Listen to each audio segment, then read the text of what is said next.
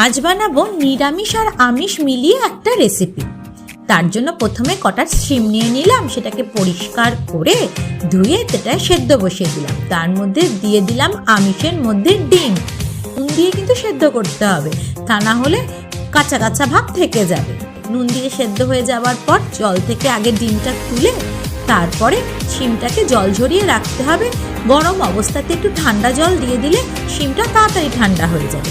এদিকে শিমটা ঠান্ডা হতে থাক। কড়াইতে প্যান বসিয়ে কয়েকটা গোটা রসুন আর শুকনো লঙ্কা ভালো করে ভেজে আগে এক জায়গায় তুলে রাখলাম। সময় করে এটাকে ভালো করে চটকে নিতে হবে, চটকে একটা জায়গায় রেখে দিতে হবে। শিমটা এদিকে ঠান্ডা হয়ে গেল। তা মিক্সি জারের মধ্যে নিলাম শিম, একটু আদার গুঁড়ো, একটু জিরের গুঁড়ো আর দিলাম দুটো কাঁচা লঙ্কা। চলো এবার সেটাকে মিক্সিতে ভালো করে পিষে ফেলি।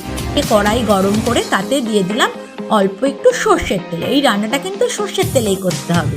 সর্ষের তেলে দেওয়ার পর কিছুটা পরিমাণে কালো জিরা দিয়ে তাতে এক মুঠো পেঁয়াজ ভালো করে একটু অল্প লাল লাল করে ভাজা হয়ে গেলেই তার মধ্যে দিয়ে দেব ডিম আর শিমের পেস্টটা।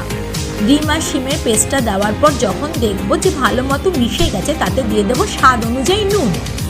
রসুন আর শুকনো লঙ্কা যেটা আমরা মেখে রেখেছিলাম সেটা দিয়ে দেব। পরে যখন দেখবো কড়াই থেকে কিছুটা পরিমাণে উঠে উঠে আসছে, একটা দলা মতো হয়ে যাচ্ছে, তখন ওপর দিয়ে একটু সর্ষের তেল ছিটিয়ে কাঁচা লঙ্কা সহযোগে পরিবেশন করে নাও। মজা মজা করে খাও গরম ভাতে ডিম শিম ভর্তা।